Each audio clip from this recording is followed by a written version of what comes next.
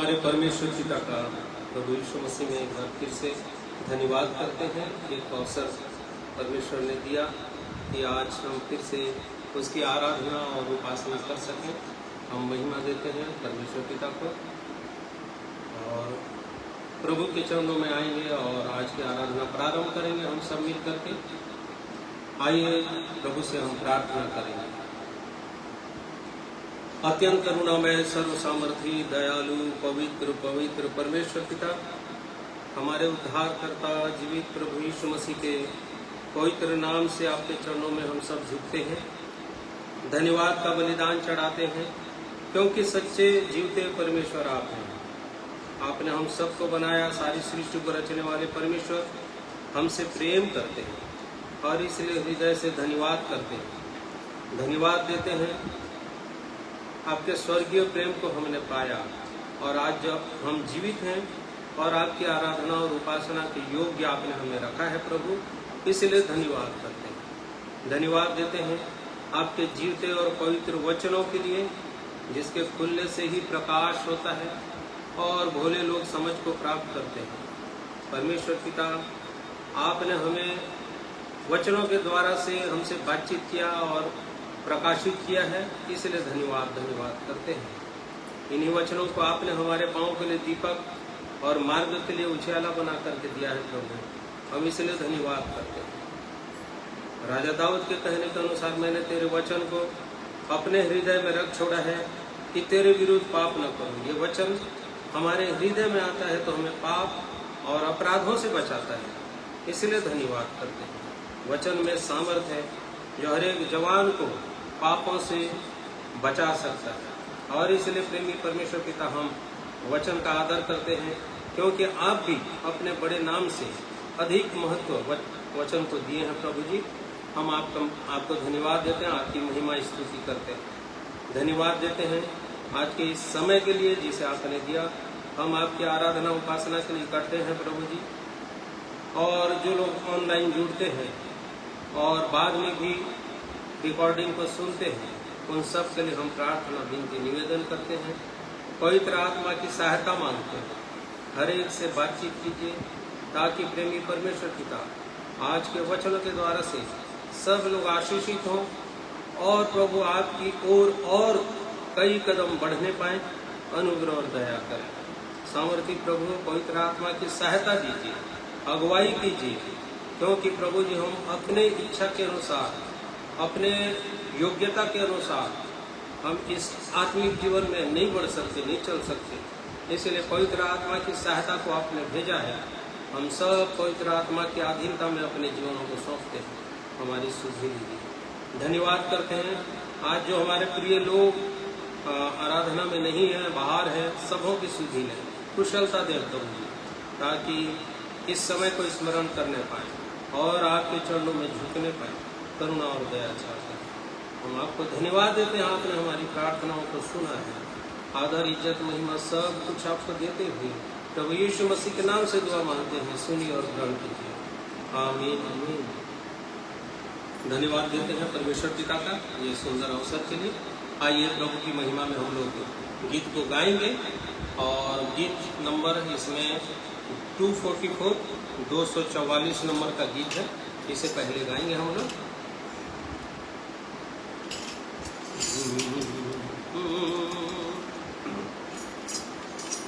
यीशु मसीह तेरे जैसा कोई है नहीं, तेरे चरणों में झुके आसमान और महिमा गाए जमीन। यीशु मसीह तेरे जैसा कोई नहीं, तेरे चरणों में झुके आसमान और महिमा गाए जमीन। हम गाए हो गाना, तू राजाओं का है राजा, तेरी महिमा होवे सदा।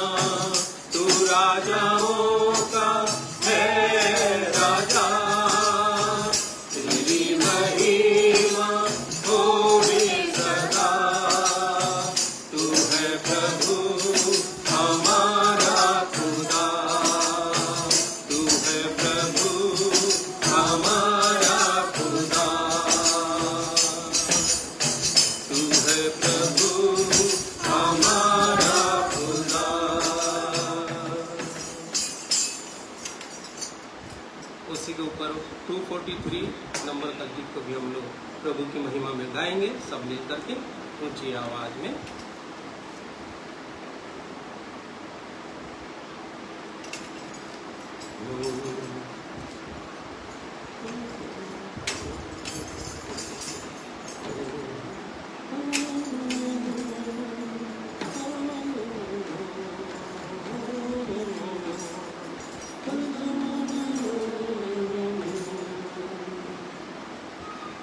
यहोवा का धन्यवाद करो, क्योंकि वो भला है, उसकी करुणा सदा की है, उसका धन्यवाद करो। यहोवा का धन्यवाद करो, क्योंकि वो भला है, उसकी करुणा सदा की है, उसका धन्यवाद करो। राजाओं का राजा यीशु राजा जगत में राज करेगा।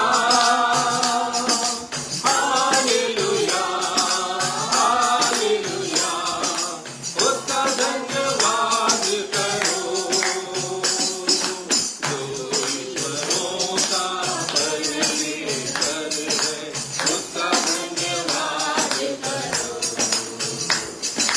उसकी करुणा सदा की है, उसका धन्यवाद करो। जो ईश्वरों का परमेश्वर है, उसका धन्यवाद करो। उसकी करुणा सदा की है, उसका धन्यवाद करो। राजाओं का राजा यीशु राजा जगत में राज करेगा। हालेलुया हालेलुया, उसका धन्यवाद करो। जो प्रभुओं का प्रभु है, उसका धन्यवाद करो। उसकी करुणा सदा की है, उसका धन्यवाद करो।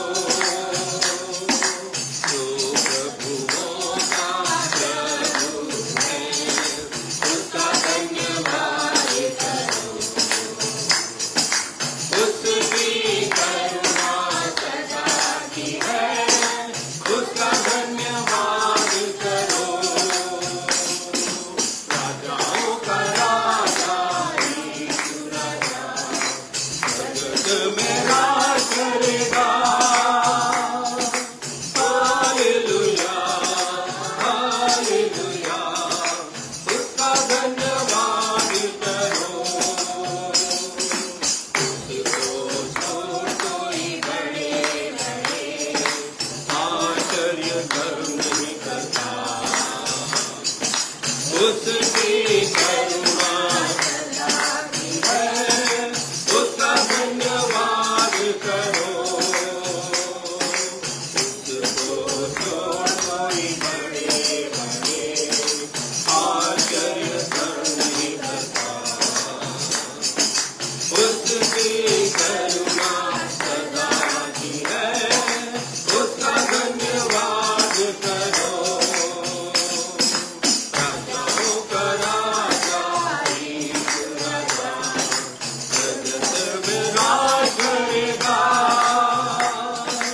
हालेलुया हालेलुया, उसका धन्यवाद करो। उसने अपनी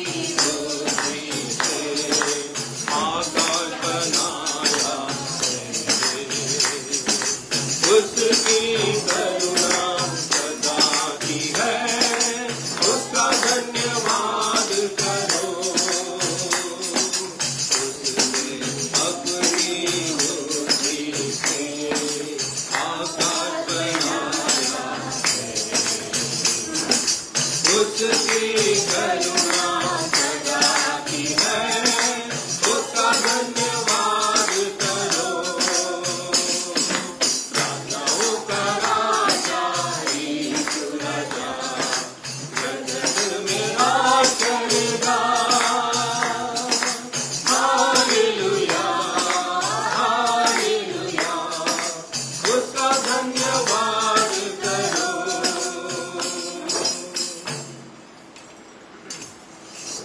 प्रभु की महिमा स्तुति हो, धन्यवाद।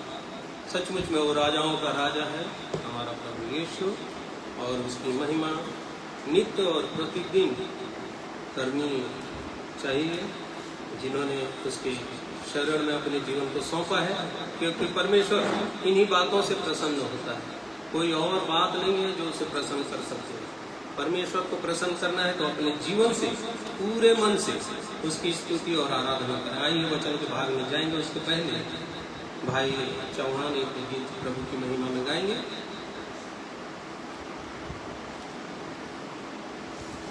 सबको जय मसीह की महिमा, परमेश्वर की महिमा में क्या होगा, प्रभु पूरी संस्था करेगा।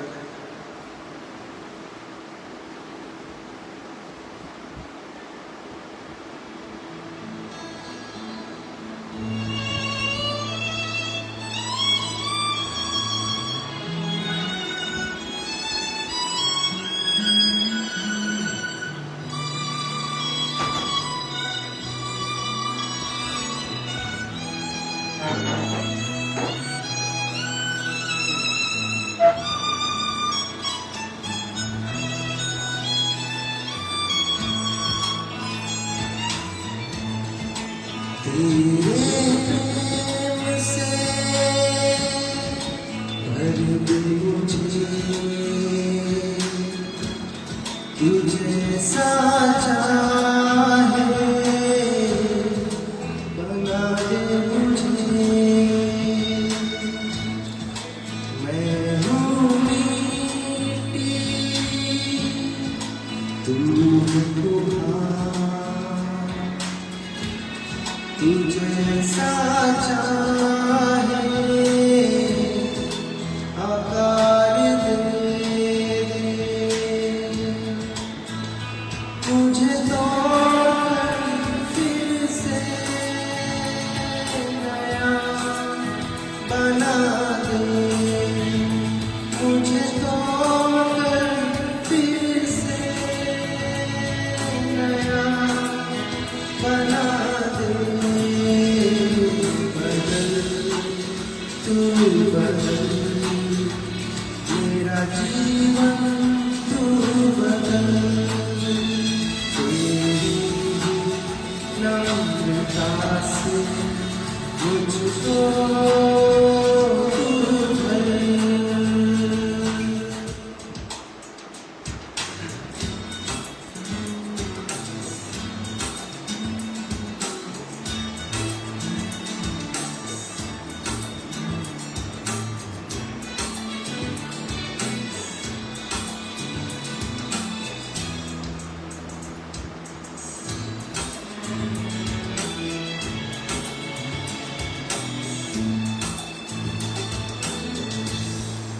तूने मुझसे प्यार किया, सूली पर अपना प्राण दिया, अपने लहू का मोल देकर तूने मुझको खरीद लिया। पापों की गुलामी से आजाद किया, पापों की गुलामी से आजाद किया।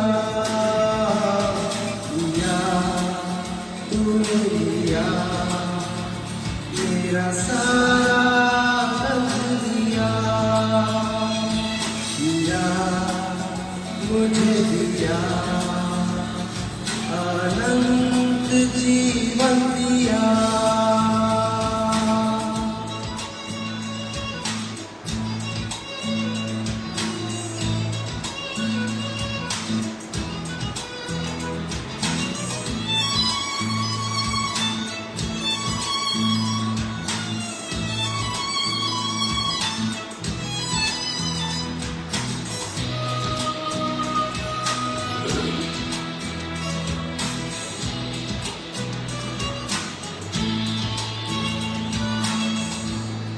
तू जो है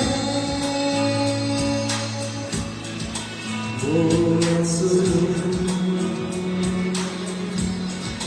तेरी आवाज़ पहचानूं।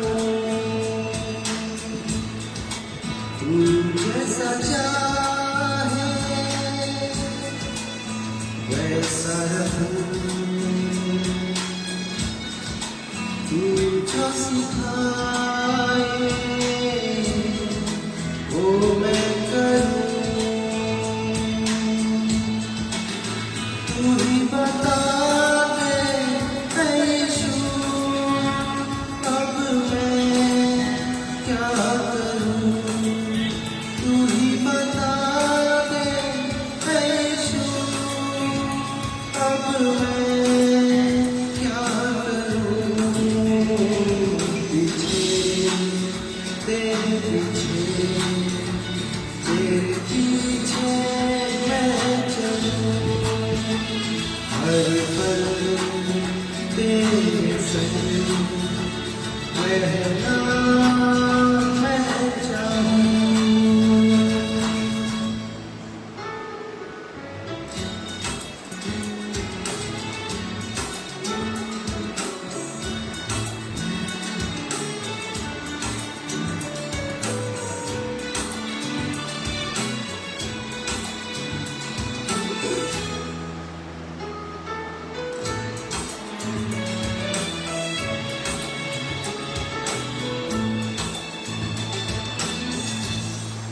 तू है दाखलता, मैं गाई, पवित्र पिता है वाणी। तुझ में मैं यीशु बना रहूं, तुझसे अलग होकर मैं जी ना सकूं। फलदायी मुझे बना तू यीशु, फलदायी मुझे बना तू यीशु। मुझे आत्मा के फल से हर पल हर पल देता रहूं मैं फल, देता रहूं मैं फल, देता रहूं मैं फल।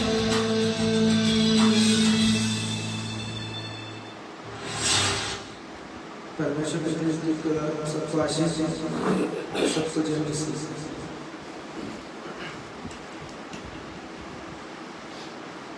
सुंदर गीत के लिए भाई को धन्यवाद।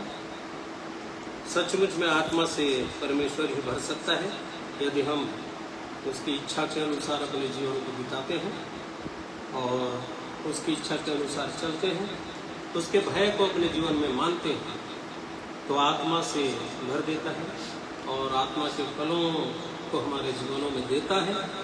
और इसलिए प्रभु का हृदय से धन्यवाद देते हैं। आइए आज के वचन के भाग में हम लोग जाएंगे और आज 2 वचनों को हम पढ़ेंगे हमारे सामने। नीति वचन उसका इसी के वचन के प्रकाश में हम अपने जीवनों को देखेंगे कि कहाँ तक हम हैं, कैसे हैं, क्या और क्या सीखना है। नीति वचन 1 अध्याय उसका 7वां पद, नीति वचन 1 अध्याय उसका 7वां पद। यहोवा का भय मानना बुद्धि का मूल है। बुद्धि और शिक्षा को मूढ़ ही लोग तुच्छ जानते हैं। यहोवा का भय मानना बुद्धि का मूल है। बुद्धि और शिक्षा को मूढ़ ही लोग तुच्छ जानते हैं। आज इस वचन को हम लोग बहुत पहले से सुने हैं, बहुत पहले से जानते भी हैं। और ये वचन में एक शब्द आया है जो है यहोवा का भय। हमारे जीवनों में प्रश्न उठता है, पहले मेरे मन में भी उठता था और जहाँ तक मैं विश्वास करता हूँ कि सबके मन में उठता होगा कि यहोवा का भय क्या है।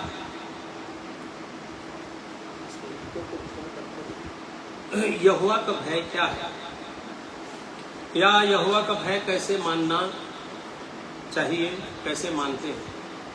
और तीसरा प्रश्न हमारे मन में उठता होगा कि हम यहोवा के भय को किस प्रकार समझें अपने जीवन में। भय मानना बचपन से सीखते आए हैं,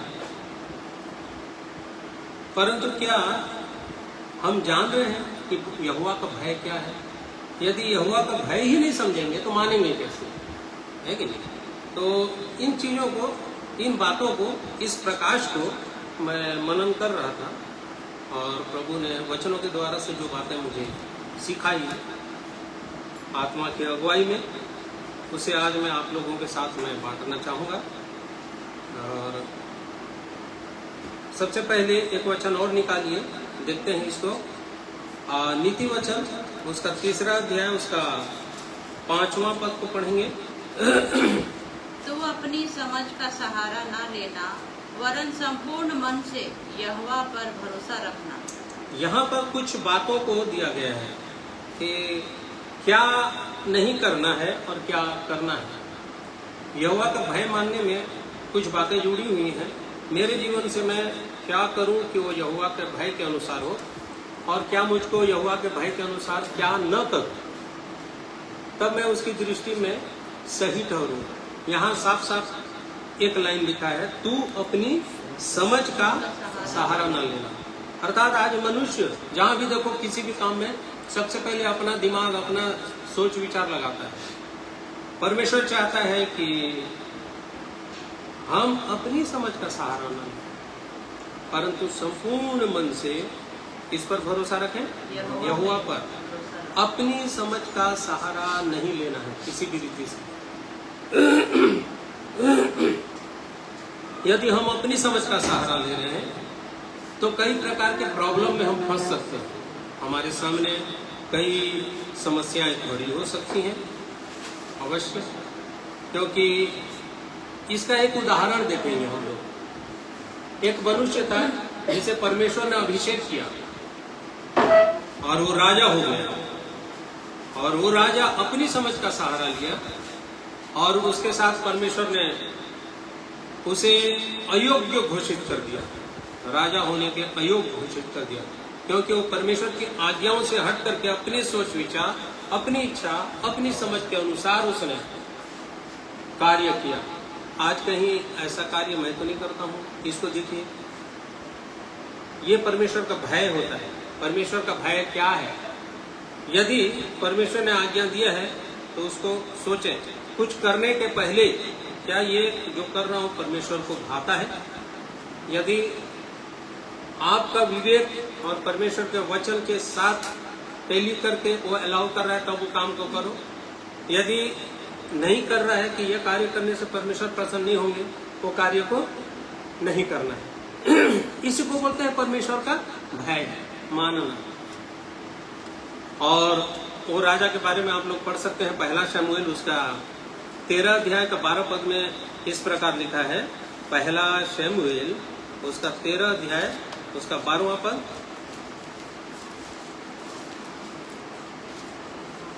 कोई भी पढ़ सकते हैं। तब मैंने सोचा कि फलिस्ती गिलगाल में मुझ पर अभी आ पड़ेंगे, और मैंने यहोवा से विनती भी नहीं की है। अतः मैंने अपनी इच्छा ना रहते भी होम बलि चढ़ाया। शमूएल एक गलती कर दिया। उसे हिदायत दी गई थी कि सब वस्तुओं को परमेश्वर के भय में, और जो भी चढ़ाना है याजक चढ़ाता है, परंतु शाऊल ने ये गलती किया। शमूएल का इंतजार भी नहीं किया, परमेश्वर के भय में नहीं रहा। उसने इस बात को माना भी कि मैंने अपनी इच्छा न रहते हुए भी ये होम बलि को कर दिया, और उसके पहले मैंने यहोवा से विनती भी नहीं किया। मतलब देख लीजिए कि यहाँ परमेश्वर का भय उसके जीवन में नहीं था। कुछ कार्य करने के पहले वो परमेश्वर के भय में नहीं था, और जो कार्य उसको नहीं करना है वो कार्य को वो कर रहा था, जिसके कारण वो राजा होने के से अयोग्य घोषित किया गया। परमेश्वर ने उसे अयोग्य जाना, और उसके बाद इसको पढ़ लीजिएगा कि उसके साथ क्या क्या हुआ। और परमेश्वर ऐसा नहीं चाहता है। परमेश्वर चाहता है कि हम उसकी इच्छा को जानें, हम जो भी कार्य करते हैं उसे जांचें, क्या परमेश्वर की इच्छा के अनुसार है या नहीं। और इसीलिए लिखा है अपनी समझ का सहारा न लेना, और लिखा है उसी में संपूर्ण मन से यहोवा पर क्या रखना, भरोसा। ये बहुत जरूरी है। हम थोड़ा सा भरोसा रखते हैं, हमारा विश्वास, हमारी आशा, हमारा भरोसा पूरा नहीं होने के कारण, परसेंटेज में कम होने के कारण भी हमारा काम अधूरा रहता है या सफल नहीं हो पाता, जिससे हम खिन्न हो जाते हैं, हमारे जीवन में गिरावट आती है। हम जांचें कि ये जो कार्य कर रहा हूँ, ये जो कार्य कर रही हूँ, क्या मेरा पूरा भरोसा उस पर है। और यदि पूरा भरोसा नहीं है, और यदि हम कार्य कर रहे हैं आधा अधूरा भरोसा रख करके, तो परमेश्वर उस कार्य में आशीष नहीं देता है। इसलिए जब भी कोई कार्य करते हैं तो सबसे पहले परमेश्वर के चरणों में आकर के उसे मानने की आवश्यकता है, और उस कार्य को करने के लिए अगुवाई मांगने की आवश्यकता है। और इसीलिए उसी में आगे जब लिखता है उसी को स्मरण करके सभी काम करना, मतलब जो भी कार्य कर रहे हैं उसके पहले क्या मैं प्रभु के चरणों में आया। जैसे मैं इस घर से बाहर निकल रहा हूँ, या मेरा जो जॉब है उसमें निकल रहा हूँ, मैं गाड़ी चला रहा हूँ, गाड़ी चलाने के लिए निकल रहा हूँ, क्या उसके पहले मैंने परमेश्वर के हाथों में अपने जीवन को दिया, मेरे गाड़ी वाहन सबको दिया। मैं तो मन से प्रार्थना करता हूँ जब यहाँ आता हूँ, हे परमेश्वर, आज जो कोई भी इस दरवाजे से बाहर जाते हैं आपके द्वारा से आशीषित हो, और जो भी मेरे फाटक से अंदर आते हैं वो सब भी परमेश्वर आपके द्वारा से क्या हो, आशीषित हो। क्या हम करते हैं? तब सच में जो भी यहाँ से अंदर आएगा वो क्या होगा, क्योंकि मैं परमेश्वर के हाथ सौंप दिया। मैं जाऊंगा तो मैं भी क्या होऊंगा, आशीषित होऊंगा, क्योंकि इस दरवाजे से बाहर जा रहा हूँ, परमेश्वर से बोल दिया हूँ मैं जा रहा हूँ आशीषित। ये प्रैक्टिस में रखिए। कॉलेज स्कूल जा रहे हैं तब भी अपने आप को परमेश्वर के हाथों में दो। ये एक प्रैक्टिस में रहेगा, और उसकी आशीषों की धारा हमारे जीवन में बनी रहेगी सदा। ये है परमेश्वर का भय मानना। भय क्या होता है, ऐसे सोचते हैं। यानी का भय मानना बुद्धि का क्या है? बुद्धि कौन है? प्रभु यीशु मसीह। आप यदि भय नहीं मान रहे हैं तो प्रभु यीशु मसीह का शुरुआत भी मेरे जीवन में नहीं हुआ, ऐसे समझ के चलिए। परमेश्वर का यदि भय मान रहे हैं तो बुद्धि का आरंभ हो जाता है आपके जीवन में, अर्थात प्रभु यीशु मसीह के गुणों का आरंभ हो जाता है आपके अंदर। प्रभु यीशु मसीह चलने फिरने लग जाएंगे उसके बाद। कितनी बड़ी आशीष है। ये अद्भुत आशीषों को हम नजरअंदाज करते हैं, अभी तक नहीं समझ पाए हैं ये भय क्या होता है ना। तो प्रभु इन वचनों के द्वारा से बहुत सुंदर सिखा रहे थे। और उसके बाद अपनी दृष्टि में बुद्धिमान न होना, 7वां पद देखिए, 3 अध्याय का 7वां पद, नीति वचन तीसरा अध्याय उसका 7वां पद में क्या लिखा है?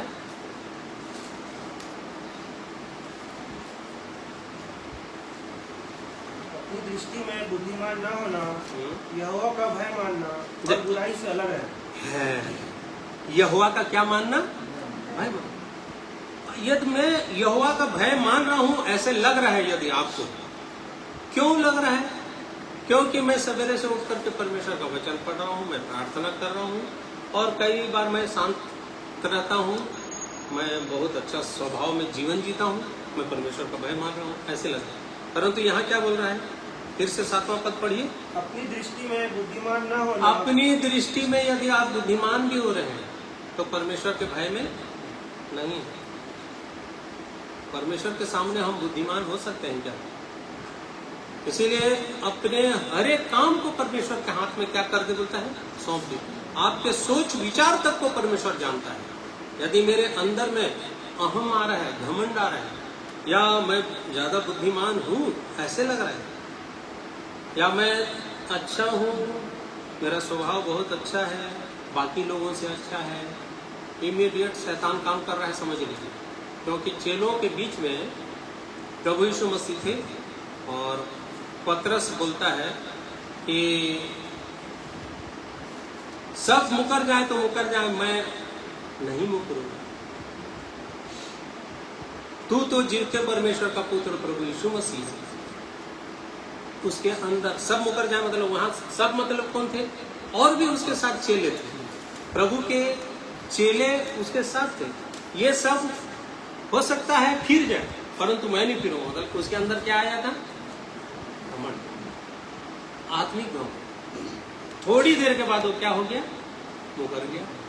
3 बार मुकरा प्रभु यीशु मसीह से, इनकार कर दिया। तो यदि आपके अंदर ऐसे थोड़ी सी भी अहम की बातें आ रही हैं या घमंड की बातें आ रही हैं तो समझ लीजिए कि आप परमेश्वर के भय में नहीं है, या परीक्षा में पढ़ने वाले हैं। परमेश्वर का भय अर्थात प्रभु यीशु मसीह के पास सब सामर्थ्य था, परमेश्वर ने उसे दिया था, परंतु परमेश्वर की आज्ञा को उसने बड़े नम्रता और दीनता से माना। चाहता तो बहुत कुछ कर सकता, शैतान भी जानता था यदि वो प्रभु यीशु चाहे तो पत्थरों को बोल दे तो रोटी बन जाएंगे, जानता था शैतान, और सच में हो सकता था। यदि प्रभु यीशु मसीह चाहे तो एक आज्ञा देगा तो स्वर्गदूतों का एक पलटन आ सकता था लड़ने के लिए, परंतु अपने आप को इतना भेड़ जैसे नम्र और दीन कर दिया ताकि लोग आकर के उसे पकड़ लिए। मतलब इतना नम्र, घमंड था क्या? चाहता तो घमंड कर सकता था, अपने आप को कंगूरे से गिरा दे, परमेश्वर ने आज्ञा देकर के तुझे हाथों हाथ उठा लेंगे स्वर्गदूत, हो सकता था, वो कर सकता था और परमेश्वर उसे उठा भी लेते, परंतु उसके अंदर वो घमंड नहीं। उसने कहा तू अपने प्रभु परमेश्वर की परीक्षा। आज हमारे जीवन में थोड़ी सी बुद्धि और ज्ञान क्या आ जाती है, तब हम कुछ भी बातों में अपनी बातों को प्रभावी करने के लिए ज्यादा करने लग जाते हैं, या हम अपने आप को बुद्धिमान घोषणा करने लग जाते हैं, घोषित करते हैं। यहाँ परमेश्वर का वचन साफ साफ कहता है 3 अध्याय के 7 पद में कि अपनी दृष्टि में बुद्धिमान न होना, यहोवा का भय मानना। ऐसा करने से क्या होता है मालूम है? आप बुराई से क्या हो सकते हैं? सिरी वाला हो सकते हैं। समझ रहे हैं? भय मानना बुराई से अलग। आपको समझ में आएगा कि ये क्या बातें हैं, बुरी बातें हैं, और यहां से मैं क्या हो जाऊं? अलग। ये परमेश्वर का आत्मा आपको बुराइयों से अलग करने लगे। ये है परमेश्वर का भय मानना। अगर नहीं मान रहे हैं ऐसे, परमेश्वर का भय यदि नहीं मान रहे हैं, ऐसे नहीं मान रहे हैं, अलग नहीं हो रहे हैं, यदि परमेश्वर का भय मान रहे हैं तो अभी तो सिर्फ बुराइयों से अलग होने के लिए पढ़े। 8वां अध्याय का 13 पद यदि पढ़ते हैं तो वहां क्या लिखा है देखिए। 8वां अध्याय का 13 पद, यहोवा का भय मानना बुराई से बैर रखना है। अभी बुराई से क्या थे? अलग। अभी यहाँ क्या करना है? बुराई से क्या हो जाएगा? आपको बैर। आप बुराई को पसंद ही नहीं करेंगे, बुराई आपके जीवन की तरफ आ ही नहीं सकती, क्योंकि आप उससे बैर रखने लगे। पहले सिर्फ बुराइयों से अलग, बहुत सारे बुरे लोग मिलेंगे। ये सांसारिक लोगों से, बुरे लोगों से मुझे बचा, दाऊद प्रार्थना करता है। तो बहुत सारे बुरे लोग हैं दुनिया में, उससे अलग करेगा। यदि आप अहम नहीं कर रहे हैं या परमेश्वर का भय सही ढंग से मान, ये परमेश्वर का भय मानना और भय को कैसे माने, इसका उत्तर दे रहा है परमेश्वर वचन के द्वारा से। कैसे माने? बुराई से अलग रह करके और बुराई से बैर रखना, ये परमेश्वर सिखा देता है वचन के द्वारा से। फिर से पढ़िए उसको 13 पद। यहोवा का भय मानना बुराई से बैर रखना है, घमंड, अहंकार और बुरी चाल से और उलटफेर की बात से भी बैर रखती हूँ। मैं बैर रखती हूँ, है ना। ये मैं बोल रहे तो कौन है मालूम है? चलिए उसको आप वो वाला पद पढ़िए, तो 14 पद पढ़िए, 1 मिनट। 6वां पद पढ़िए, 8 का 6। सुनो, मैं उत्तम बातें कहूंगी और जब मुंह खोलूंगी तब उससे सीधी बातें निकलेगी, क्योंकि मुझसे सच्चाई की बातों का वर्णन होगा, दुष्टता की बातों से मुझको घृणा आती है। मेरे मुंह की सब बातें धर्म की होती है, उनमें से कोई टेढ़ी या उलटफेर की बात नहीं निकलती है। आपको परमेश्वर के भय में जीवन बिताने के लिए यदि ठान लेते हैं तो यही है, आपको बुराई की बातों से अलग कर देगा, और जब बुराई से अलग कर देगा तो आपके मुंह से भी बुरी बातें नहीं निकलेंगी, क्योंकि अब बुरी बातें या बुरी चाल चलन, बुरा चाल चलन से आप बैर रखने लग जाएंगे। ये है परमेश्वर का भय मानना। और यदि ये सब वचन को जानते हुए भी यदि हम किसी के बुरे कामों में साझी हो जा रहे हैं तो आप और मैं परमेश्वर का भय मान रहे हैं क्या? नहीं मान रहे। तो बुद्धि का शुरुआत ही नहीं हो रहा है, क्योंकि यहोवा का भय मानना बुद्धि का मूल है कि नहीं? और इसीलिए प्रभु यीशु मसीह आपके जीवन से चलेगा फिरेगा नहीं, क्योंकि वो बुद्धि हमारे हृदय में प्रवेश करती है। दूसरा अध्याय में लिखा हुआ है बहुत सारी बातें, परंतु मैं उसको नहीं पढ़ाऊंगा। 14 अध्याय का 26 पद पढ़िए, देखिए नीति वचन 14 अध्याय उसका 26वां पद में लिखा है, यहोवा के भय मानने वाले को दृढ़ भरोसा होता है और उसके पुत्रों को शरण स्थान मिलता है। यहोवा का भय मानना जीवन का सोता है और उसके द्वारा लोग मृत्यु के फंदों से बच जाते हैं। दृढ़ भरोसा के साथ यदि हम परमेश्वर की ओर ताकते हैं, दृढ़ भरोसा के साथ, देखो यहोवा के भय मानने वाले को क्या होता है? यदि आप अल्प विश्वासी हैं, कम भरोसा रख रहे हैं, तो ये भी प्रगटीकरण है कि आप यहोवा का भय नहीं मान रहे। प्रगटीकरण कैसे माने? यदि पूरा भरोसा है मुझको कि फलाना भाई मेरे लिए प्रार्थना कर रहे तो मैं पूरी रीति से ठीक हो जाऊंगा या ठीक हो जाऊंगी, परमेश्वर मुझे ठीक करेंगे, पूरा भरोसा, यहाँ इस प्रकार से समझा, तब आप परमेश्वर का भय मान रहे हैं। यदि भरोसा में या विश्वास में कमी है तो परमेश्वर चेलों तक बोले, हे अल्प विश्वासी। तो अल्प विश्वासी है तो हमारा पूरा भरोसा, हम परमेश्वर का भय सही नहीं मानते। इसीलिए परमेश्वर चाहते हैं कि हम भय माने, और कैसे माने? पूरा भरोसा रख करके उसका भय माने। और एक वचन और पढ़िए, 14 अध्याय का 16 पद पढ़िए। बुद्धिमान डर कर बुराई से हटता है, परंतु मूर्ख ढीठ होकर निडर रहता है। बुद्धिमान, यहोवा का भय मानना बुद्धि का मूल है। आप यदि भय मानते हैं तो आप क्या बन जाएंगे? बुद्धिमान। बुद्धि हमारे जीवन में आ जाती है। दूसरा अध्याय तो घर में जाके पढ़िएगा, ठीक है? मैं अभी बताऊंगा उसका थोड़ा देर। यहाँ लिखता है ये बुद्धिमान हो गया। यदि बुद्धि मेरे जीवन में आ गई, मैं यहोवा का भय मान रहा हूँ, तो लिखता है बुद्धिमान डर कर बुराई से। और यदि मैं विश्वासी होकर के और सोच रहा हूँ कि मैं भय मानता हूँ, परंतु बुराई की बातों में स्वयं घुसे जा रहा हूँ, मुझे डर नहीं लग रहा है, मुझे भय ये नहीं है कि ये परमेश्वर के दृष्टि में गलत है, बुरी बुरी बातों में घुस जा रहा हूँ, कोई भी गलत कामों में चले जा रहा हूँ, तो परमेश्वर का भय है क्या मेरे जीवन में? मैं मान रहा हूँ? नहीं मान रहा। इसीलिए ध्यान दीजिए, जहाँ बुरी बात हो, इसीलिए वहाँ भजन संहिता 1 अध्याय में लिखा है कि क्या ही धन्य है वह मनुष्य जो दुष्टों की युक्ति पर नहीं चलता और न पापियों के मार्ग में खड़ा होता है। डर कर, यहाँ लिखा है, बुद्धिमान डर कर बुराई से हटता है। डर कर, किस बात का डर है उसको?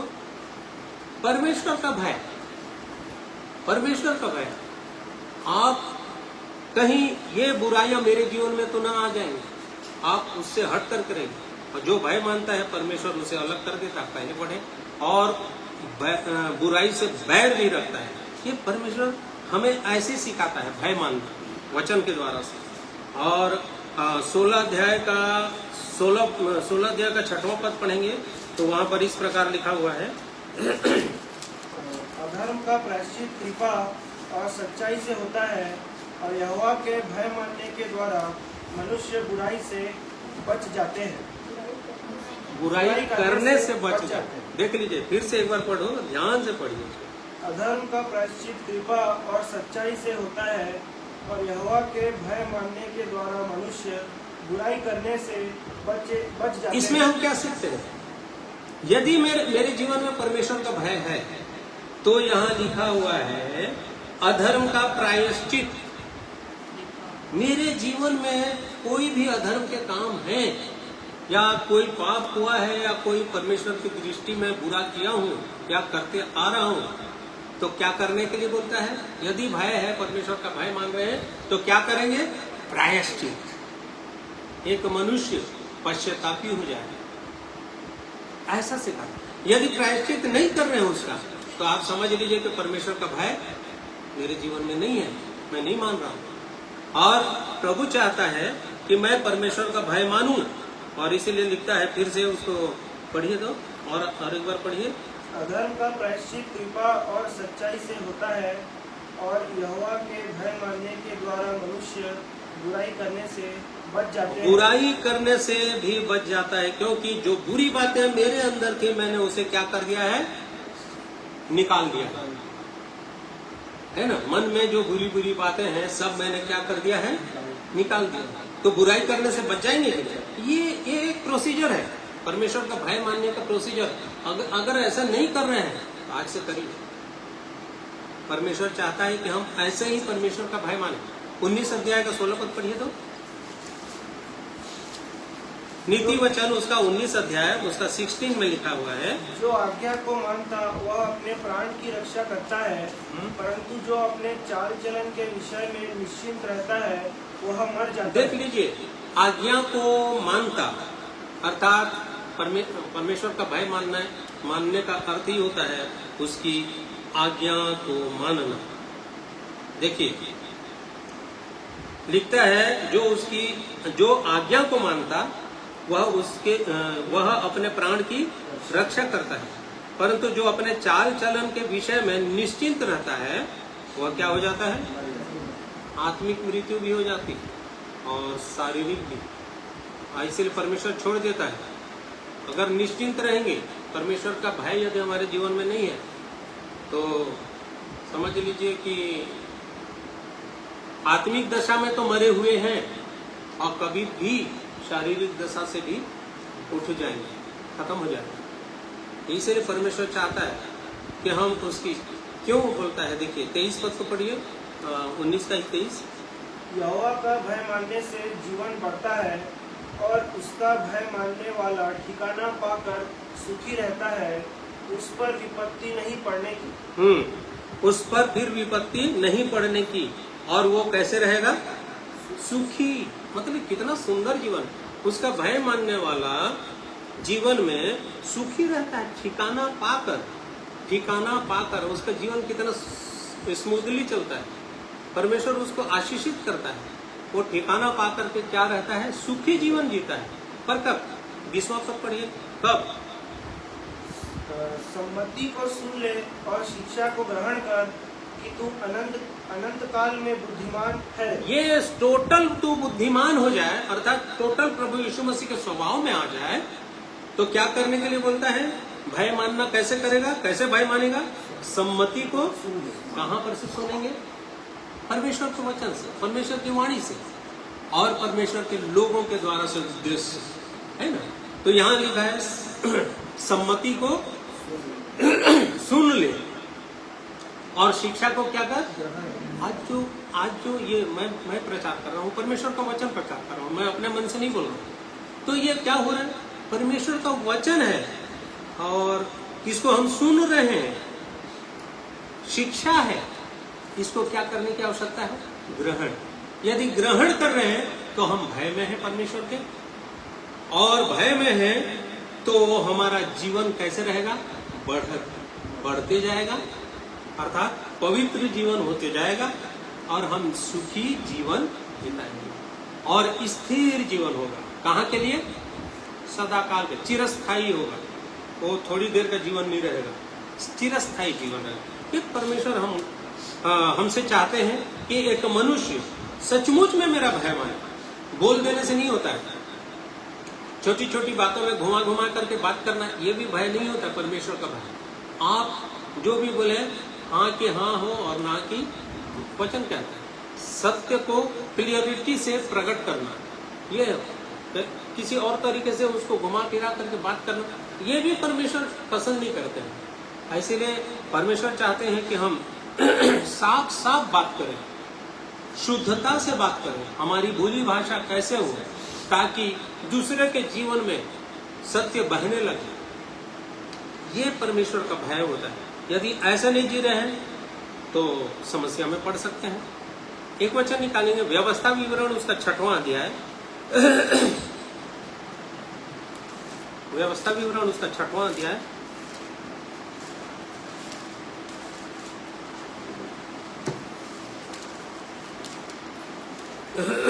दूसरा पद पढ़िए।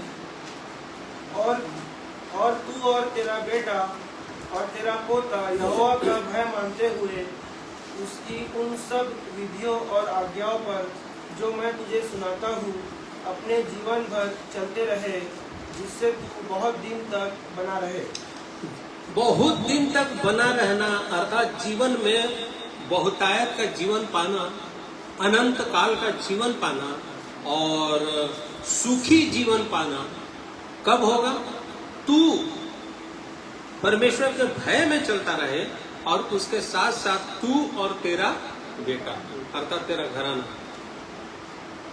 यदि ऐसे भय में नहीं है हमारा जीवन तो शॉर्ट जीवन हो जाएगा, छोटा हो जाएगा। परमेश्वर आत्मिक जीवन में कहीं भी गिरा सकते हैं, परमेश्वर नहीं गिराते हैं, परमेश्वर छोड़ देते हैं, शैतान गिराता है, फिर शैतान खींच लेता है।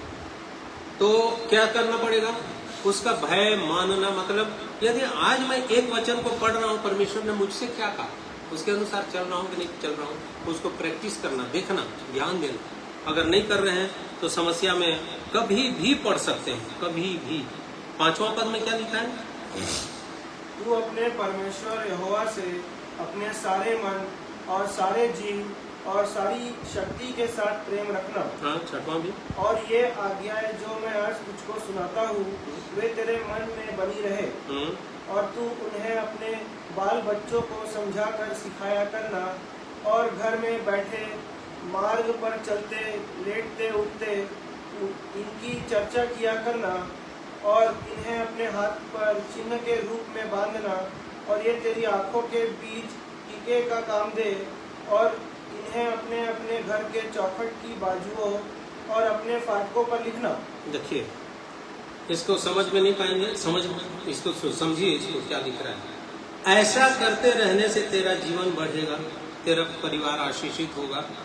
यहाँ जो लिखा हुआ है, तू इन्हें अपने बाल बच्चों को समझा कर सिखाया करना, और घर में बैठे, मार्ग में चलते, लड़ते उठते इनकी चर्चा किया करना।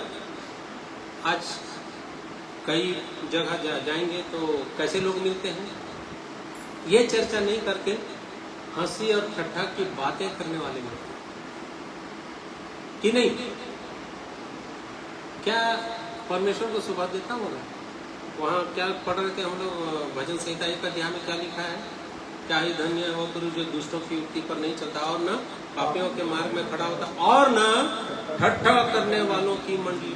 आज ये काम कर, परमेश्वर ने क्या आज्ञा दिया है, यहाँ लिखा है घर में बैठे मार्ग में चलते लेटते उठते इनकी क्या करना, चर्चा करना। चर्चा किससे होती है? देखो 9वां पद में क्या लिखा है? और इन्हें अपने अपने घर के चौखट की बाजुओं और अपने फाटकों पर लिखना। आपके घर के चौखट के बाजुओं में क्या होना चाहिए? परमेश्वर की आज्ञाएं और वचन। ये चौखट मुंह हमारा फाटक है, खुलता है बंद होता है, ये फाटक है हमारे जीवन का, हमारा घर। क्या तुम नहीं जानते कि तुम परमेश्वर का क्या हो? मंदिर। ये मंदिर है, इसका चौखट है, दरवाजा है। इसमें निरंतर क्या होना चाहिए? परमेश्वर के वचन की बातचीत, उसकी आज्ञाओं की चर्चा, उसकी विधियों की चर्चा बच्चों के साथ। उठते बैठते, घर में यदि बैठा है तब भी चलते फिरते लेटते उठते, लिखा है कि नहीं? हम क्या करते हैं?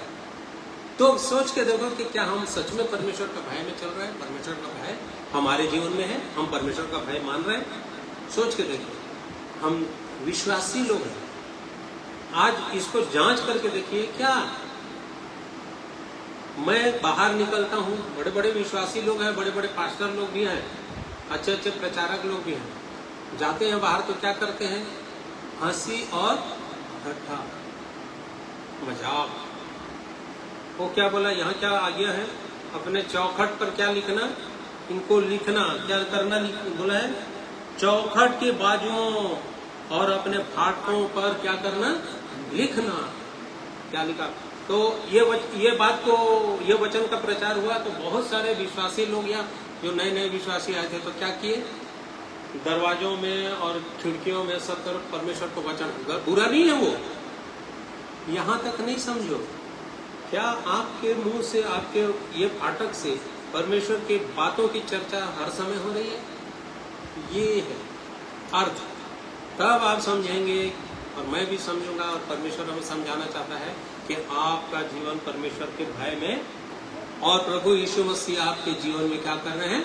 बढ़ रहे हैं। हम बोलते तो हैं वो बढ़े और मैं बढ़ने नहीं देते।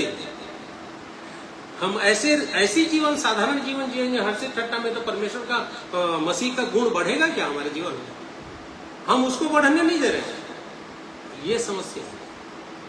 हम तो अपने ही बढ़ रहे, क्योंकि इसीलिए बोला तू अपनी समझ का सहारा न लेना और अपनी दृष्टि में क्या नहीं होना? बुद्धिमान नहीं होना। हम तो ज्यादा बुद्धिमान हैं, लोगों के साथ बहुत अच्छी अच्छी बातें कर सकते हैं और लोगों के साथ बहुत नहीं।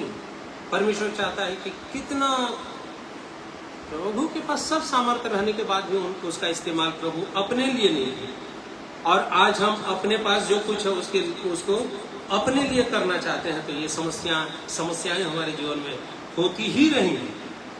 हम परमेश्वर के भय में नहीं हैं। पांचवा अध्याय व्यवस्था विवरण, 5वां अध्याय, उसका 29 को पढ़िए।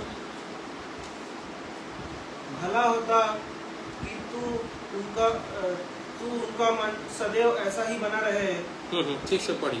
भला होता कि उनका मन सदैव ऐसा ही बना रहे कि वे मेरा भय मानते हुए मेरी सब आज्ञाओं पर चलते रहे, जिससे उनकी और उनके वंश की सदैव भलाई होती रहे।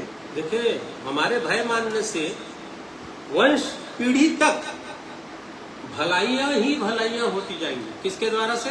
परमेश्वर के द्वारा से। क्योंकि हमारे गुण प्रभु यीशु मसीह के जैसे बढ़ते जाएंगे। क्योंकि तू बुद्धिमान होगा। यहोवा का भय मानना बुद्धि का आरंभ है। तो बुद्धि कौन है? प्रभु यीशु मसीह। अब 1 अध्याय 20 पद पढ़ेंगे तो बुद्धि ने अपने बाहें फैलाए।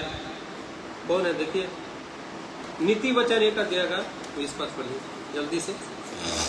बुद्धि सड़क में ऊंचे स्वर से बोलती है। बुद्धि सड़क में ऊंचे स्वर से बोलती है और चौकों में प्रचार करती है। हाँ। वह बाजार की भीड़ में पुकारती है। वह फाटकों के बीच में और नगर के भीतर भी ये बातें बोलती है। हे भोले लोगों, तुम कब तक भोलेपन से प्रीति रखोगे? हे ठट्टा करने वालों, तुम कब तक ठट्टा करने से प्रसन्न रहोगे? देखिए, बस यहाँ रुकिए। हे भोले लोगों और हे ठट्टा करने वालों, कब तक ऐसा जीवन जीते रहोगे? इसीलिए मैं जो बुद्धि हूँ तुमको पुकारती हूँ, आओ। मैं बाजार के बीच में बुला रही हूँ। कब से? आज से? कब से? परमेश्वर ने अपने दास भक्तों को भेजा प्रभु यीशु मसीह के आने के पहले यूहन्ना को भेजा गया, और प्रभु यीशु मसीह स्वयं, उसके बाद प्रभु यीशु मसीह के चेले आज लोगों को यही तो बता रहे हैं, तुम कब तक ठट्ठामय जीवन जीते रहोगे, मेरी सुनो। क्या लिखा है आगे? हे मूर्खों, तुम कब तक ज्ञान से बैर रखोगे? कब तक इस ज्ञान, बुद्धि और ज्ञान कौन है? प्रभु यीशु मसीह। लिखा हुआ है, दूसरा कुरिन्थी में लिखा हुआ है, पहला कुरिन्थी 1:24 में, तो 30 में भी लिखा। तो ये जो बुद्धि है, ये जो ज्ञान है, ये जो समझ है, स्वयं हमारे बीच में आ गया।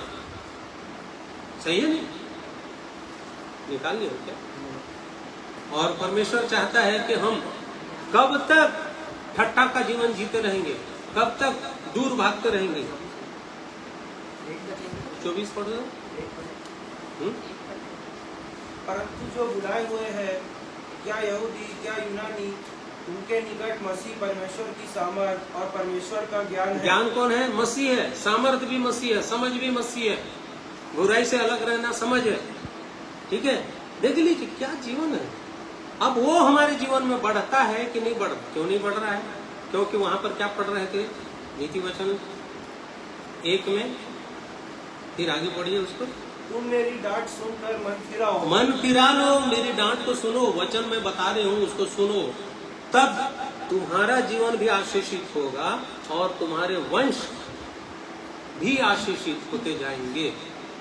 परमेश्वर ये चाहता है, और आज हम उससे अनजान अनभिज्ञ हैं। कैसे मानते हैं?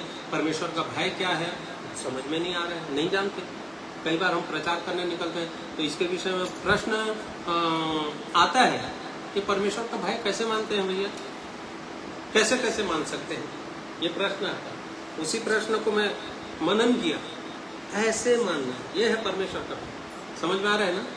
बिल्कुल ऐसे। अगर नहीं, इसमें बहुत सारी बातें जुड़ी हैं और भी वचन के द्वारा। तो मेरे को जितना थोड़ा सा मिला, एक दिन और मैं जब मनन कर रहा था तो परमेश्वर का आत्मा बहुत सारी बातों को बता रहे, तो उसका सिर्फ मैं 10% फिर से याद करके कर पाया हूँ।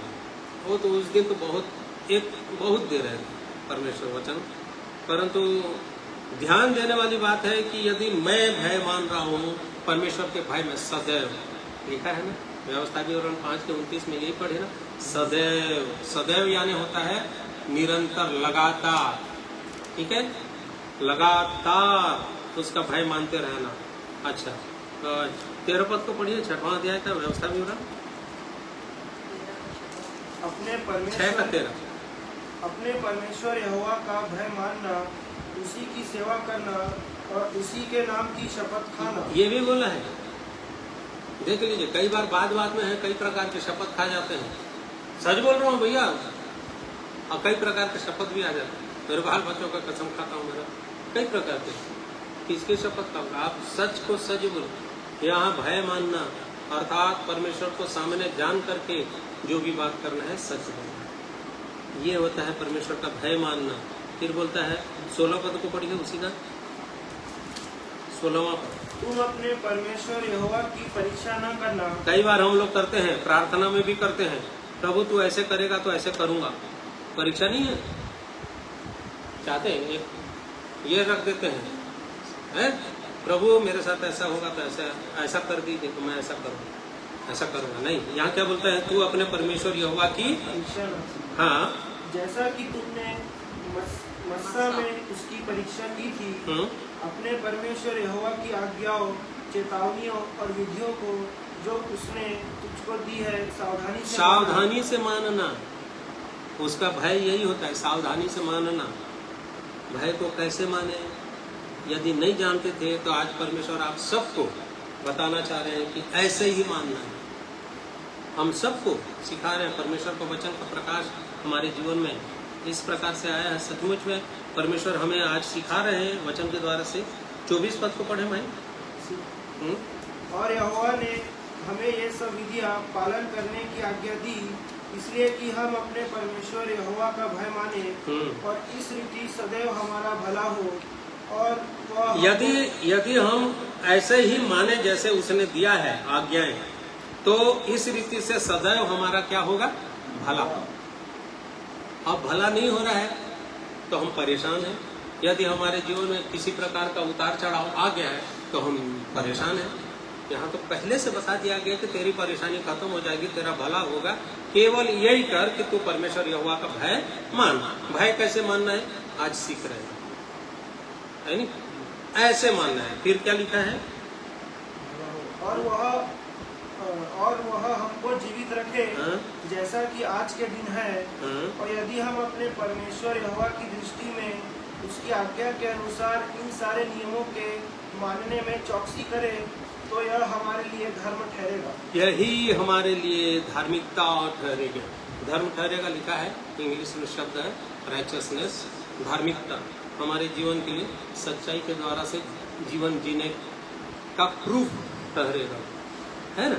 तो ऐसे जब हम जिएंगे तो ये होता है परमेश्वर का भय क्या है, परमेश्वर का भय कैसे मानना है, या परमेश्वर के भय को हम समझेंगे कैसे, इसके विषय में भी यदि हम देखेंगे तो देखिए नीति वचन 2 अध्याय उसका पहला पद को पढ़िए। नीति वचन 2 अध्याय। हे मेरे पुत्र, यदि तू मेरे वचन ग्रहण करे और मेरी आज्ञा को अपने हृदय में रख छोड़े और बुद्धि की बात ध्यान से सुने और समझ की बात मन लगाकर सोचे और प्रवीणता और समझ के लिए अति यत्न से पुकारे और उसको चांदी के समान ढूंढे और गुप्त धन के समान उसकी खोज में लगा रहे तो तू यहोवा के भय को समझेगा। बस यहोवा के भय को समझ नहीं पा रहे हैं तो यहाँ साफ समझा दिया। हे मेरे पुत्र और पुत्रों, हे मेरे लोगों, क्या बोला पहला वचन? हे मेरे पुत्र, यदि तू मेरी शिक्षा को ध्यान से सुने और समझ की बात को मन लगा, समझ की बातें जो मैं बता रहा हूँ उसको मन लगाकर अपने जीवन में सोचे और प्रवीणता और समझ के लिए अति यत्न से पुकारे। यहाँ यत्न से ढूंढने के लिए बोलता है। क्या बोलता है? यत्न से ढूंढो और उसको चांदी, क्या लिखा है? चांदी के समान ढूंढो। उसको चांदी के समान, चांदी ट्रेजर, धन, सोना चांदी, ये सब धन संपत्ति में आता है। उसको पाने की इच्छा किसको नहीं है? यहाँ सबको। ये धन मुझको मिल जाता, 1 किलो आधा किलो चांदी मिल जाता, आधा किलो सोना मिल जाता, कौन नहीं चाहता? चाहते हो उससे भी बढ़कर है। यहाँ लिखा है और उसको चांदी के समान ढूंढे और गुप्त धन के समान उसकी खोज में लगा रहे तो तू परमेश्वर के भय को क्या करेगा?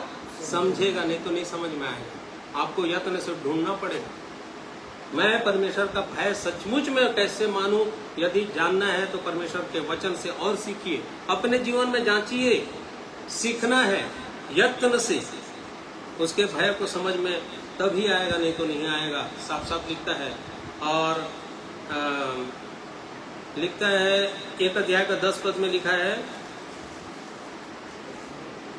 हे मेरे पुत्र, नहीं नीति वचन 2 का, हाँ 2 का 10, क्योंकि बुद्धि तो तेरे हृदय में प्रवेश करेगी और ज्ञान तुझे सुख देने वाला लगेगा। हाँ 1 का 10 भी कर। हे मेरे पुत्र, यदि पापी लोग तुझे फुसलाए तो उनकी बात न मानना। हाँ, हे मेरे पुत्र, यदि पापी लोग तुझे फुसलाएं तो उनकी बात न मानना। समझदार तो कब हो? जब भय मानेगा तब तो समझेगा ना कि ये लोग जो बात कर रहे हैं ये गलत है और ये सही है। यदि भय है तो समझेंगे। यहाँ लिखा है तो तू यहोवा के भय को समझेगा, नहीं तो पापी लोग तुझे फुसलाएंगे तो तू क्या हो जाएगा? कुशल करके चला जाएगा। कहाँ? नाश होने। यही चाहता है परमेश्वर, चाहता है कि सही सही उसको ढूंढो, उसको खोजो। उसको देखिए फिर से 2 अध्याय का 3 पद को पढ़िए, 3 और 4। और प्रवीणता और समझ के लिए अति यत्न से पुकारे और उसको चांदी के समान ढूंढे और गुप्त धन के समान उसकी खोज में लगा रहे तो तू यहोवा के भय को समझे। बस गुप्त धन के समान उसकी खोज में लगा रहे और पुकारे भी लिखा है। देखिए अति यत्न से पुकारे, प्रवीणता के लिए और समझ के लिए अति यत्न से पुकारना है तो किसको पुकारें? ये भी जानने की आवश्यकता, हम किसको पुकार रहे हैं? बहुत सारे लोग मनुष्यों को पुकार रहे हैं, भविष्यवक्ताओं को पुकार रहे हैं, प्रचारकों को पुकार रहे हैं, परमेश्वर को पुकार रहे हैं कि नहीं पुकार रहे हैं? प्रभु यीशु मसीह को पवित्र आत्मा को पुकार रहे हैं कि नहीं पुकार रहे? मतलब उसको परसेंटेज में देखिए कि आप खोज कहाँ रहे हैं किसी मनुष्य के जीवन में। इसका चाल चलन, इसका जीवन अच्छा है, वे प्रचार कर रहे हैं तो कुछ ना कुछ तो अच्छा ही होगा, कुछ परसेंट। परमेश्वर के जैसे सिद्ध तो नहीं होगा मसीह के जैसे, परंतु मनुष्यों की ओर दृष्टि लगा रहे हैं, उसके जीवन को देख रहे हैं। क्या मैं वो भविष्यवक्ता को देख रहा हूँ? भविष्यवक्ता कौन है? परमेश्वर के क्या लिखा है? यदि मैं मनुष्यों और स्वर्गदूतों की बोलियां बोलूं और प्रेम न रखूं, यदि मैं भविष्यवाणियां कर दूं, कौन करता है ये सब? मनुष्य। परंतु प्रेम नहीं, अर्थात गॉड इज लव। यदि वो ईश्वरीय प्रेम मेरे जीवन में नहीं बढ़ा, परमेश्वर का प्रेम क्या है? परमेश्वर ने जगत से ऐसा प्रेम रखा कि उसने अपना प्रेम क्या दिया? यीशु को दिया, तो उसका पुत्र है। वो प्रेम मेरे जीवन में बढ़ा किस? वही नहीं बढ़ रहा है। मैं पुकार किसको रहा हूं? क्योंकि वो भविष्यवक्ता को पुकार रहा हूं, क्योंकि वो मनुष्य को पुकार रहा हूं, मनुष्यों के ऊपर दृष्टि जा रही है? नहीं, परमेश्वर चाह रहे हैं कि मुझको पुकार प्रवीणता के लिए, और मेरी बातों को ध्यान से सुन, तब तू जहां जहां जाएगा तेरे सब काम क्या होंगे? सफल होंगे। परमेश्वर ये चाहता है। लेकिन यहाँ ढूंढ किसको रहे हैं और किसके जीवन में और कहाँ कहाँ ढूंढते हैं? बहुत अद्भुत बातें हैं। कैसे ढूंढते हैं? 3 अध्याय नीति वचन 3 अध्याय 14 पद को पढ़िए। क्योंकि बुद्धि की प्राप्ति चांदी की प्राप्ति से बड़ी और उसका लाभ चोखे सोने के लाभ से भी उत्तम है। 15 वह मूंगे से अधिक अनमोल है, और जितनी वस्तुओं की तू लालसा करता है उनमें से कोई भी उसके तुल्य न ठहरेगी। ये बुद्धि कहाँ मिलेगा? बुद्धि जब पुकार रही थी, कहाँ से पुकार रही? परमेश्वर का वचन है ना? ये बुद्धि की बातें इसी में तो हैं। और बुद्धि जब हम पुकारते हैं तो वो बुद्धि हमारे हृदय में प्रवेश करती है। कहाँ? हृदय में। परंतु जब मनुष्यों को पुकारते हैं, मनुष्य के द्वारा उस पर भरोसा रख करके सोचते हैं कि हमें बुद्धि और ज्ञान मिलेगा, तो वो मनुष्य का सिखाया हुआ बुद्धि और ज्ञान कहाँ घुसता है? अपने माइंड में, और सोचते हैं कि हम परमेश्वर का भय मान रहे हैं। नहीं, परमेश्वर के वचन से यदि आप सीख रहे हैं सच्चे सच्चे ढंग से अपने मन को पूरी रीति से समर्पित करके, पूरा भरोसा रख करके, तो परमेश्वर की बुद्धि आपके हृदय में प्रवेश करेगी और आपको एक नया मनुष्य बना देगी, और बुद्धि की बातें आपके फाटक से निकलने लग जाएंगी।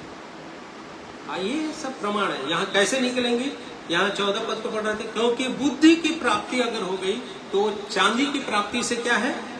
बड़ी है, और उसका लाभ चोखे सोना। वो बुद्धि यदि आ गए हमारे जीवन में तो चोखा सोना भी कई किलो या कई क्विंटल मिल गया, उससे भी ज्यादा महत्वपूर्ण है। क्या लिखा है? उत्तम है। चोखे सोने के लाभ से भी उत्तम है, और वह मूंगे से अधिक अनमोल है। ये परमेश्वर के भय के द्वारा से आएगा, परमेश्वर की आज्ञाओं को मानते हुए आएगा। ज्ञान इकट्ठा करने से नहीं आएगा। लिख के रखो। हाँ, ज्ञान इकट्ठा। परमेश्वर चाहता है कि मुझको सचमुच में बुद्धिमान बने, क्योंकि वो बुद्धि को प्रभु यीशु मसीह के रूप में यहाँ भेज चुका, प्रेम को प्रभु यीशु मसीह के रूप में यहाँ भेज चुका। उसी को मेरे जीवन में क्या होना है? बढ़ना है। वो नहीं बढ़ रहा है तो मैं कैसे परमेश्वर का भय मानूं? नहीं मानूं। इसीलिए प्रभु सहायता करे कि इन वचनों के द्वारा से हम सीखें, देखें। एक वचन निकाले भजन संहिता 12 अध्याय, जल्दी से टाइम को देखते हुए 12 अध्याय का 6वां पद पढ़िए। परमेश्वर का वचन पवित्र है, उस चांदी के समान जो भट्टी में मिट्टी पर ताई गई। ये चोखे सोने से भी उत्तम है। अभी पढ़ रहे थे ना, यही है। खरा सोने से भी उत्तम क्या वचन। और इसको छोड़ करके हम कहीं और खोज रहे हैं, पुकार रहे हैं। नहीं, यहाँ वचन में आ जाए। कोई भी समस्या हो रही है, क्या है घर में, जो भी परिस्थिति, कहाँ जाना है? परमेश्वर के वचन के द्वारा से हम सीखें। एक वचन पढ़िए, यशायाह उसका 55 अध्याय 6वां पद, जल्दी से जल्दी निकाल दीजिए। यशायाह उसका 55 अध्याय उसका 6वां पद को पढ़िए।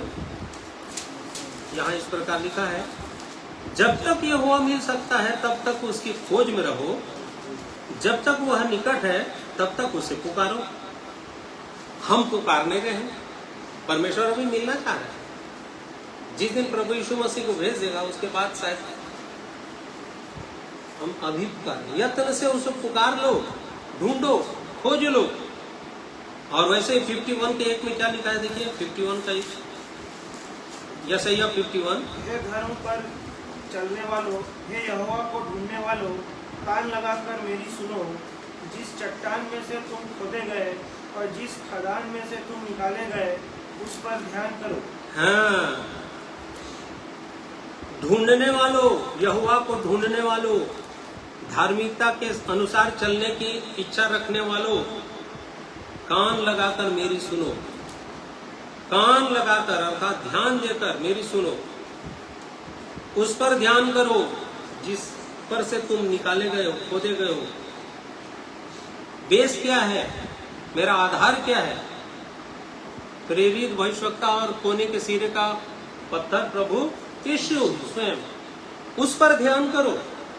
आज ध्यान हमारा कहीं और भटक जाएगा तो हम बुद्धिमान नहीं होंगे और भय नहीं रहेगा परमेश्वर का भय नहीं है तो बुद्धि कहां से आएगी।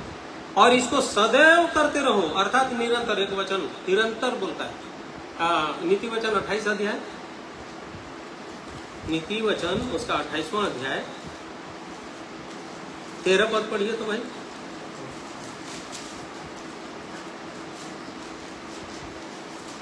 कोई भी पढ़िए। जो अपने अपराध छिपा रखता है उसका कार्य सफल नहीं होता, परंतु जो उनको मान लेता और छोड़ भी देता है उस पर दया की जाएगी। ये एक रुकावट है परमेश्वर के भय में चलने के लिए। यदि हमारे जीवन में हमको दिख रहा है और नहीं मान रहे हैं तो हम परमेश्वर का भय नहीं मान रहे। और मानना कैसे बोले, ये छोड़ दो, दया होगी। कैसे, देख लीजिए 14 पद को पढ़िए। जो मनुष्य निरंतर प्रभु का भय मानता रहता है वह धन्य है। वही धन्य होता है जो मनुष्य निरंतर, वहां क्या लिखा था व्यवस्था में, सदैव बिना रुके प्रतिदिन निरंतर परमेश्वर का क्या करता है, भय मानते रहता है। उस पर क्या होती है, दया होती है और वो छुटकारे को प्राप्त करता है। एक और वचन निकालिएगा 145 अध्याय, 145 अध्याय का, हाँ, उसका 19वां पद पढ़िए।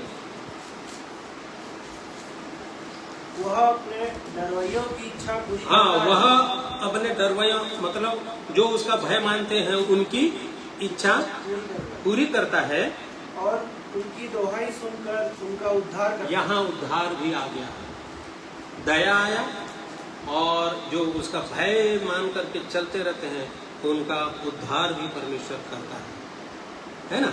और वो परमेश्वर सचमुच में इसी कार्य के लिए तो आया था, मनुष्यों की इसी कार्य को पूरा करने के लिए आया था। और हम उसके भय को कैसे मानेंगे, निरंतर बिना रुके। नीति वचन और एक वचन पढ़ लीजिए बस, 23 अध्याय 17-18 पढ़िए, 23।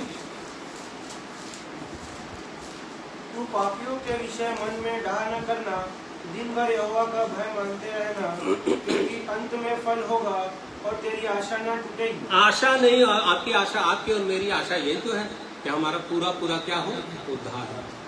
हमारी आशा, मेरी आशा ऐसी है, आप सबकी भी यही आशा होगी, हम सबकी ऐसी आशा होगी जो ऑनलाइन सुन रहे हैं हमारे प्रिय भाई बहन, सबकी यही आशा है कि मेरा पूरा उद्धार हो।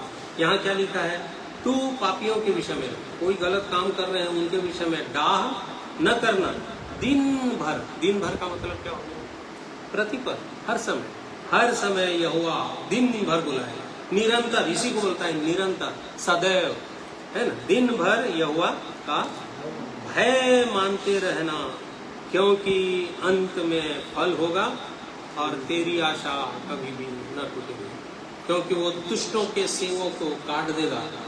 और जो परमेश्वर के भय में, यहोवा के भय में चलते हैं उन्हें वो उद्धार उनका करेगा और उन्हें शांति प्रदान करेगा। परमेश्वर का धन्यवाद हो, इन वचनों के द्वारा से हम सबको आशीषित करें, क्योंकि सचमुच में परमेश्वर के भय में चलना है तो ये जानना जरूरी है कि परमेश्वर का भय क्या है और परमेश्वर का भय कैसे मानना है, और वैसे ही हम यहोवा के भय को कैसे समझ सकते हैं। ये बातें जब जानेंगे तभी हम भय मान सकते हैं। और प्रभु ने इस पर प्रकाश डाला पवित्र आत्मा के द्वारा से। धन्यवाद करता हूँ मैं भी, हम सब प्रभु का धन्यवाद करते हैं कि इन वचनों के द्वारा से हम अपने जीवनों को और भी चेक करें, आगे बढ़ें, जांच करें। प्रभु हम सबको आशीष दे। आइए प्रभु की महिमा में गीत एक सुनेंगे।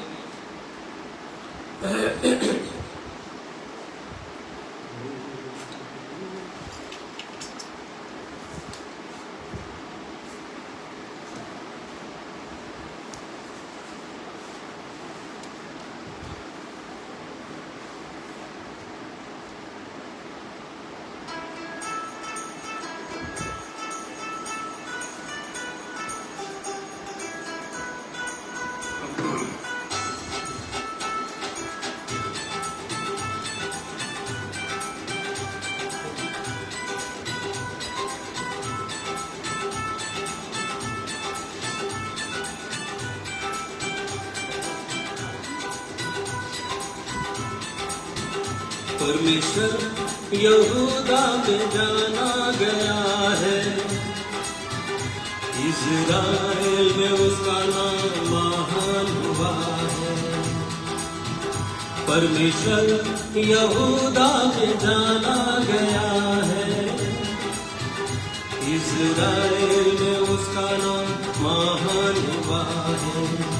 उसका मंडप शलेम में है, उसका धाम सिय्योन में है, उसका मंडप शलेम में है, उसका धाम सिय्योन में है।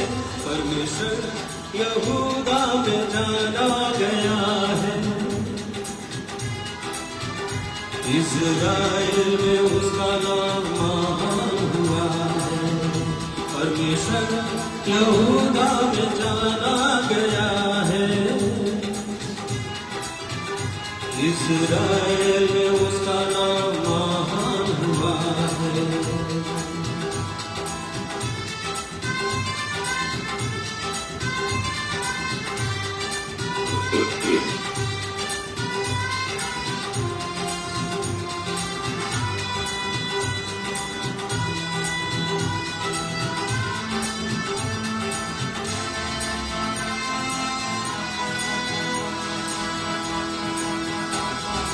केवल तू भय योग्य है, तू तो ज्योतिर्मय है। जब तू क्रोध करे तो तेरे सामने कौन खड़ा रह सकता है।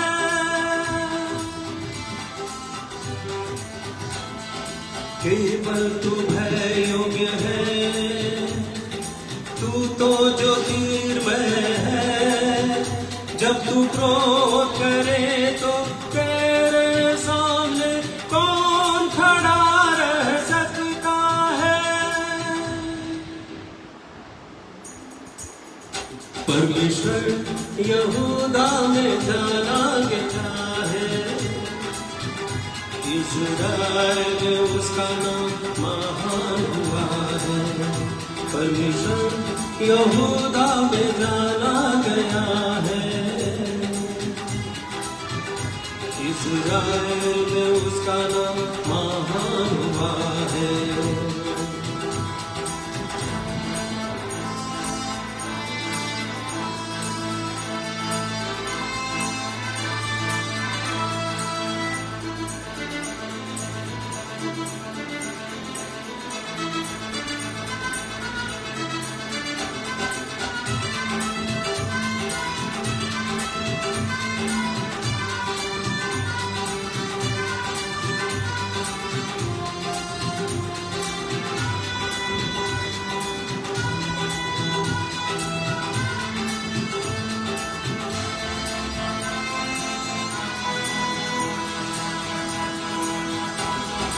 एक दिन समय आएगा जबकि तू न्याय करेगा, दुष्टों के सींगों को काट डालेगा और धर्मी को ऊंचा करेगा।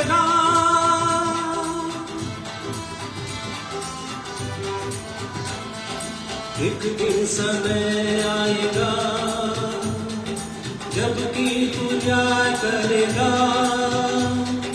दुष्टों के सींगों को काट डालेगा और धर्मी को ऊंचा करेगा।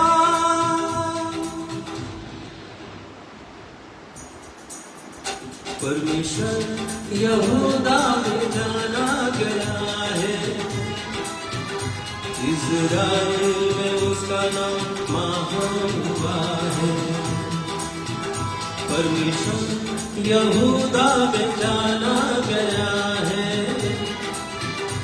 इज़राइल में उसका नाम महान हुआ है। उसका मंडप शालेम में है, उसका धाम सिय्योन में है, उसका मंडप शालेम में है, उसका धाम सिय्योन में है। परमेश्वर यहूदा में जाना गया है, इज़राइल में उसका नाम महान हुआ है। परमेश्वर यहूदा में जाना गया है, इज़राइल में उसका नाम महान हुआ है। परमेश्वर यहूदा में जाना गया है, इज़राइल में उसका नाम महान हुआ है।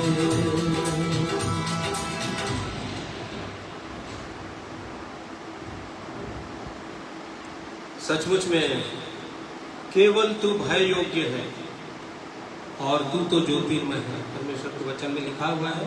यदि ये वचन को आप खोजना चाहते हैं तो पढ़ लीजिएगा भजन संहिता 76 अध्याय घर में 76, इसमें से ये गीत है। केवल वही भय योग्य है। यदि और किसी का भय मान रहे हैं तो वो आशीषें जो स्वर्गीय आशीषें हैं, आत्मिक उन्नति नहीं होगी। परमेश्वर केवल लिखा हुआ है वचन में, स्वर्ग के नीचे और पृथ्वी के ऊपर और कोई दूसरा नाम नहीं दिया गया जिसके द्वारा से हमारा उद्धार हो। केवल एक ही नाम है और केवल वही है भय योग्य नाम, प्रभु यीशु मसीह का नाम। हम सबको परमेश्वर पिता आशीषित करें। धन्यवाद परमेश्वर का, धन्यवाद प्रभु यीशु मसीह का, धन्यवाद पवित्र आत्मा का जो उनकी सहायता हम प्राप्त कर सके। आइए प्रार्थना में जाएंगे। अत्यंत करुणा में सर्व सामर्थी दयालु पवित्र पवित्र प्रेमी परमेश्वर पिता, एक बार फिर से हम सब अपने जीवनों को आपके चरणों में समर्पित करते हुए बड़े नम्र और दीन होकर के झुकते हैं और धन्यवाद का बलिदान चढ़ाते हैं, क्योंकि सच्चे जीवते परमेश्वर आप हैं। सचमुच में जब हम वचन के प्रकाश में अपने जीवन को देखते हैं प्रभु जी, और ये जानते हैं केवल एक ही भय योग्य परमेश्वर है। आज सारे दुनिया में प्रभु जी हर एक कौम के लोग, अवश्य है बहुत सारे लोग जो अंधत्व में हैं, जिनके आंखों के सामने पर्दा पड़ा हुआ है, वो नहीं जानते, परंतु बहुत सारे लोगों के आंखों के सामने से पर्दा हटते जा रहा है। और लोग किसी भी कौम के हों, प्रभु यीशु को अपना उद्धार करता मान करके आ रहे हैं। प्रभु हम धन्यवाद करते हैं कि ये सब जीवन को, ये अनुग्रह को आपने हमें सेहत में दिया है, फ्री में। हम जान सकते हैं कि आपका भय कैसे माना जाए, आपका भय क्या है, या आपके भय के अनुसार जीने की समझ हमारे पास कैसे आ सकता है। हम धन्यवाद करते हैं ऐसे पवित्र जीवित वचन के लिए जिसके द्वारा से आपने प्रकाशित किया मेरे जीवन, हम सब के जीवन में। और मेरा विश्वास है जो कोई भी वचन को सुनेंगे सब आशीषित होंगे। आपकी पवित्र आत्मा की आशीष उन्हें प्रदान करें, बुलाहट दें, ताकि हर एक जन और उनका वंश सदैव आपकी आज्ञाओं और वाचाओं विधियों को जानने पाए और उसके अनुसार आज्ञा का पालन करने पाए, और निरंतर भय मानते हुए आपके उस पूरे उद्धार को प्राप्त करने पाए। धन्यवाद देता हूँ प्रभु, आज आपने सहायता किया। धन्यवाद देता हूँ अभी तक के हर एक सिस्टम को आपने सुचारू चलने में सहायता किया। मेरे प्रिय लोगों के हृदय को आपने तैयार किया, सब बैठ सके, ध्यान से सुन सके। और आगे को जो ऑनलाइन सुनते हैं मेरे परमेश्वर उनकी सहायता हो, ये वचन उनसे बातचीत करके अनुग्रह करें। धन्यवाद देता हूँ, आदर इज्जत महिमा सब कुछ आपको देता हूँ। धन्यवाद के साथ प्रभु यीशु मसीह के नाम से दुआ मांगता हूँ, सुनिए और ग्रहण कीजिए। आमीन। धन्यवाद प्रभु का। हम सब मिल करके प्रभु की प्रार्थना करेंगे। हे हमारे पिता, तू जो स्वर्ग में है, तेरा नाम पवित्र माना जाए, तेरा राज हो, तेरी इच्छा जैसे स्वर्ग में पूरी होती है वैसे इस पृथ्वी पर भी पूरी हो।